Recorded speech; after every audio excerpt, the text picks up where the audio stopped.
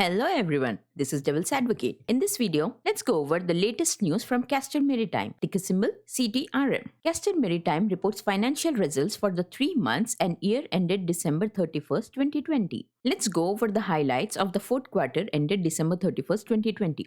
Revenues net 4.4 million for the 3 months as compared to 2.8 million for the 3 months ended December 31st, 2019, or a 57 period to period increase. Net loss of zero point 0.8 million for the 3 months ended December 31st, 2020 as compared to net income of zero point 0.5 million for the 3 months ended December 31st, 2019. 0.01 loss per share as compared to the earnings per share of 0.20 for the 3 months ended December 31st, 2019. EBITDA zero point 0.3 million for the 3 months of 2020 as compared to 1.1 million for the 3 months of 2019, or a 73% period to period decrease. Average fleet time charter equivalent TCE rate of 10,257 per day in 2020 as compared to 10,789 for the 3 months ended December 31st, 2019, or a 5% period to period decrease, and cash and restricted cash of 9.4 million as of 2020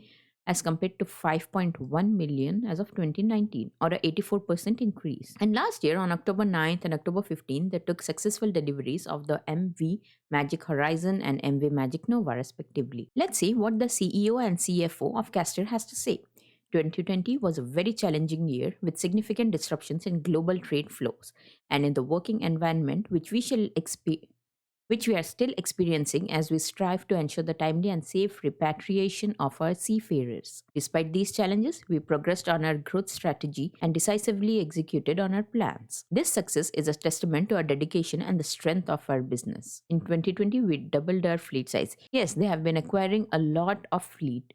Fleet employment update is here to those of you who are interested. And the time charter revenues in 2020 was almost double of 2019 because, yes, of course, they have been acquiring a lot of ships, a lot of vessels in 2020. Net loss or income. There have been a net loss of $768,000 in the 3 months and $1.7 million in the complete 2020 year. And ownership days.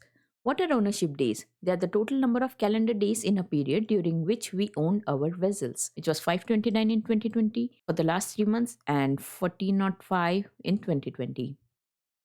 Available days are the ownership days after subtracting off higher days associated with major repairs, vessel upgrades, dry dockings or special or immediate service, and major unscheduled repair and off higher days. So these are the available days. Fleet utilization has lowered because of the pandemic, but still it's very good. Daily vessel operating expenses has been more or less the same as of the previous year. Daily company administration expenses have increased. Time charter revenues have almost doubled from that of last year. Vessel operating expenses have also almost doubled for the past 3 months, and for the complete year, yes, even that more than doubled. General and administrative expenses have increased a lot too.